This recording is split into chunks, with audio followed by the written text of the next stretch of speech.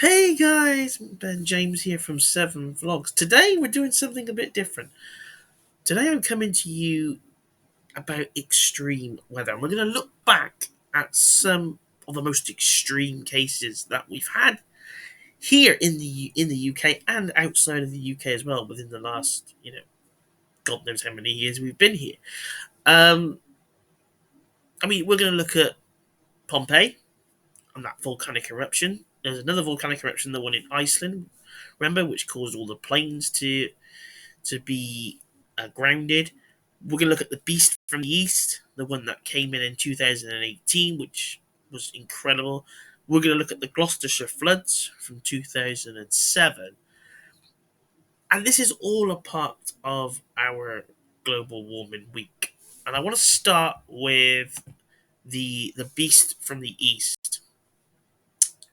We can't forget to mention that. It battered the United Kingdom in February 2018.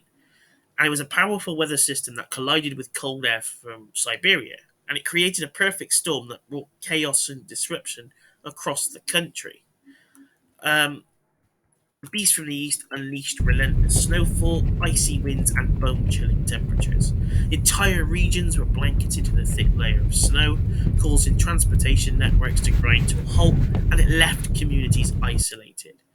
And it was a stark reminder of the immense power and unpredictability of extreme weather conditions. But amidst the adversity, the resilience, and community spirit of the British people, neighbours came together to help one another clear the snow from driveways and ensure the vulnerable were safe, warm, and had something to eat. The Beast from the East was a testament to the strength and unity that can arise during times of crisis. And as the storm finally subsided, the true extent of the damage became evident. You had broken tree limbs, collapsed roofs, and the task of clearing roads and pathways lay ahead. But the spirit of determination prevailed, and slowly but surely the affected areas began to recover and rebuild.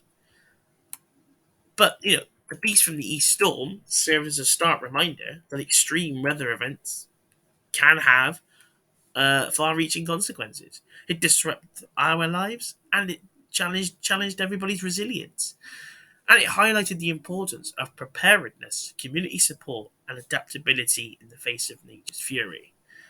Um, as we reflect on the beast from the east and other extreme weather events, let us remain vigilant and proactive in our efforts to mitigate the impacts of climate change together so we can build more resilient communities, embrace sustainable practices, and safeguard our planet for future generations. Another example of this was the 2007 floods that engulfed the region of Gloucestershire when the River Severn burst its banks in a catastrophic event that brought widespread chaos and and distribution to the region. I think Tewkesbury was underwater, not completely under, but was flooded.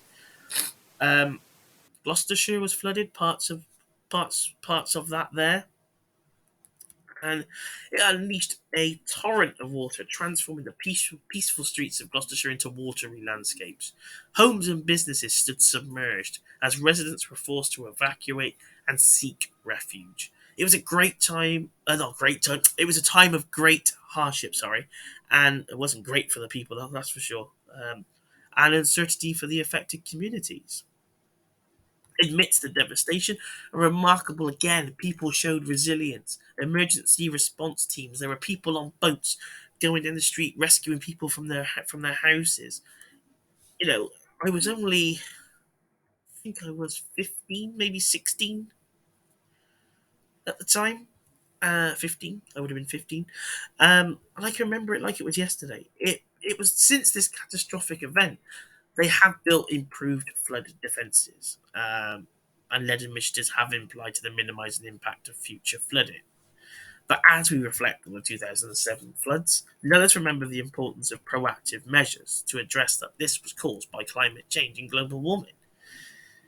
Um, and a study was done the other day, and it showed that our planet has, I think, warmed not by much, but 2 degrees, which might not sound a lot, but it is. We are what, in the middle of May, and when close to hitting temperatures of 20, 21 degrees, which was unheard of back in the early 2000s. We back then we were suffering loads of rainfall then. I can remember my birthdays in the early 2000s were almost complete washouts. Now you don't get a drop of rain at all.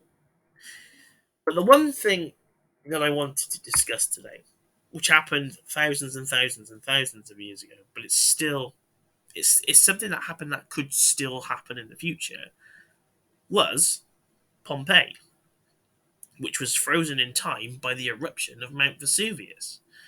So Pompeii nestled at the foot of Mount Vesuvius. It was a bustling city, brimming with life and culture. Uh, Built, but on that fateful day in 79 AD, eruption would change the course of history. With little warning, the volcano unleashed a deadly combination of ash and toxic gases, blanking the city in darkness. So as the ground trembled and the sky darkened, panic and chaos ensued. Ash and debris rained down upon Pompeii, burying everything in its path. Buildings collapsed, streets were engulfed, and the once thriving city was transformed into a haunting burial ground. The eruption claimed the lives of thousands and left an indelible mark on human history. Today, Pompeii stands as a somber reminder of the catastrophic consequences of volcanic eruptions. Now, the reason I'm bringing Pompeii up, I know it happened so long, but this is the sort of thing that can happen with global warming and climate change. These volcanoes, they're dangerous. They are dangerous, and you never know what's around the corner. And the reason I mentioned Pompeii was because I wanted to mention the Icelandic volcano. So, in the vast and breathtaking landscapes of Iceland, another volcanic chapter in history unfolded, reminding us of the far reaching impacts that volcanic eruptions can still have.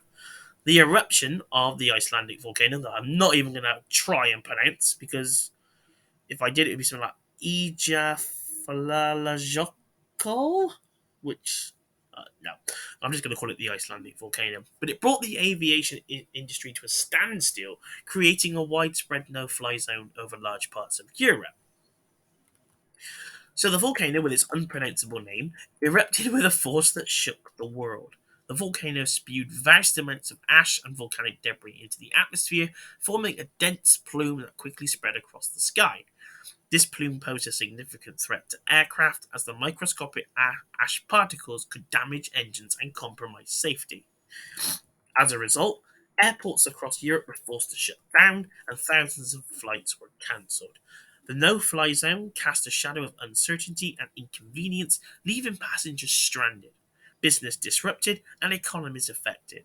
It was a stark reminder of the vulnerability of our modern world to the whims of nature. The eruption highlighted the importance of cooperation and preparedness in the face of such events. Scientists, aviation authorities, and governments worked together to monitor the volcanic activity, assess the potential risk, and established safety protocols. And there you have it. That is pretty much covering most of extreme weather. Um, Of course, you've got thunderstorms as well. They say it never rains, but it pours. So, oh, doesn't it pour when you have a thunderstorm? Um, and that's it from me really today. I'm glad you guys listened, and I hope to see you guys very very soon.